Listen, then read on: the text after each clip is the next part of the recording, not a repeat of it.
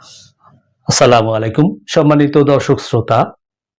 রাজনীতির মাঠে সবচেয়ে ভদ্র, নম্র এবং সবচেয়ে বিনয়ী যে রাজনীতিবিদ মিস্টার ফখরুল ইসলাম আলমগীর, তিনি রাজনীতি ছেড়ে চলে যাচ্ছেন।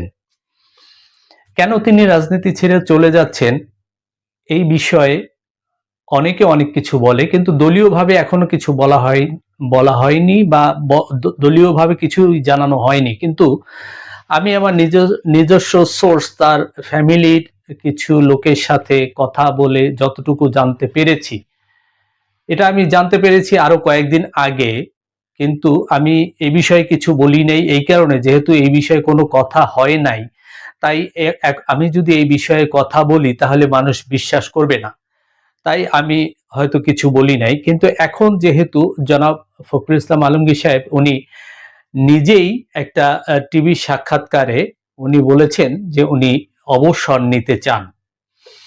আসলে কি কারণে তিনি অবসর নিতে চান এটা উনি হয়তো বলবেন না, কিন্তু আমরা হয়তো জেনে গেছি বা এমনিতেই বোঝা যায়, কিছু আগে থেকেই শুনতে পেরেছিলাম, এবং যেটা আমি তার একদম নিজস্ব লোকের কাছ থেকে যতটুকু জানতে পেরেছি সেগুলোই আপনাদের কাছে জানাবো।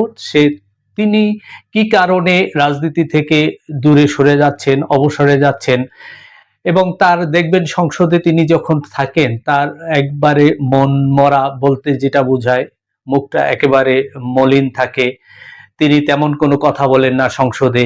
কারণ কি, এইসব বিষয়ে কথা বলবো। সেই কথাগুলো শোনার জন্য আপনারা আমার দেশি আমার মা, এই যে আমার ইউটিউব চ্যানেল, সেটাকে বেল সহ সাবস্ক্রাইব করবেন, এবং আমার দেশি আমার মা যে ফেসবুক পেজটা আছে সেটাকে আপনারা সবাই ফলো করবেন, এই অনুরোধ জানাচ্ছি।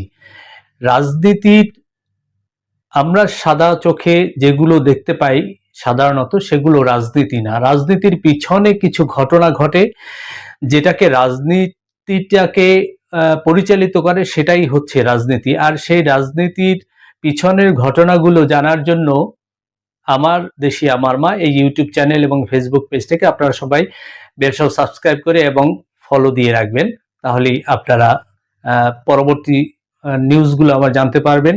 এবং আমি এর আগে যে ভিডিওগুলো দিয়েছি সেগুলো খুব ইম্পর্টেন্ট, সেগুলো দেখার জন্য অনুরোধ রইল। তো সম্মানিত দর্শক শ্রোতা, আমরা জানি যে মিস্টার ফখরুল ইসলাম আলমগীর তিনি ইতিমধ্যে ঘোষণা দিয়েছেন তিনি রাজনীতি থেকে দূরে সরে যাচ্ছেন বা তিনি অবসরে যাচ্ছেন। কেন তিনি অবসরে যাচ্ছেন সেই হিসাবে তিনি সাক্ষাৎকারে যে কথাগুলো বলেছেন সেগুলো তো আসলে সবার বিশ্বাস হবার নয়।